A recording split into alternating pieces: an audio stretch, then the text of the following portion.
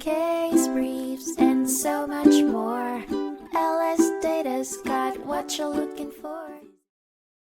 The Kentucky Court of Appeals faced a complex decision in 1980 when an employee, Alvin Stinnett, filed a lawsuit against his employer, Dr. Earl S. Buchele. Stinnett had suffered injuries while on task for Dr. Buchele, repairing a barn roof. In filing the case, Stinnett alleged that Dr. Buchele had violated safety regulations by failing to provide a completely safe working environment. Dr. Buchele argued that not only did Stinnett have prior experience with roof work and full awareness of the associated risks, he had not requested any safety equipment. On this point of safety rules, the court found that Dr. Buchele had not contravened any regulations, nor was he required to provide a workplace completely devoid of potential hazards.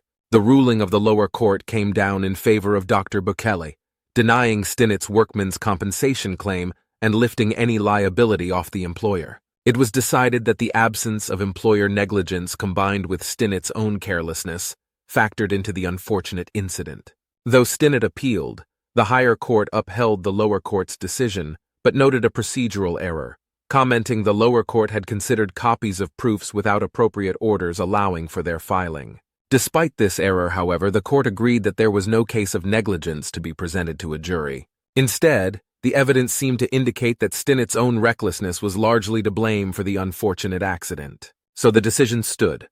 Dr. Buchele wasn't liable for Stinnett's injury. This judgment pointed to a broader workplace safety principle. While employers must ensure a reasonable level of safety, they are not expected or compelled by law to eliminate every possible risk. Case briefs, and so much more. LSData's got what you're looking for. Visit lsd.law, elevate your mind. Leave the stress of class.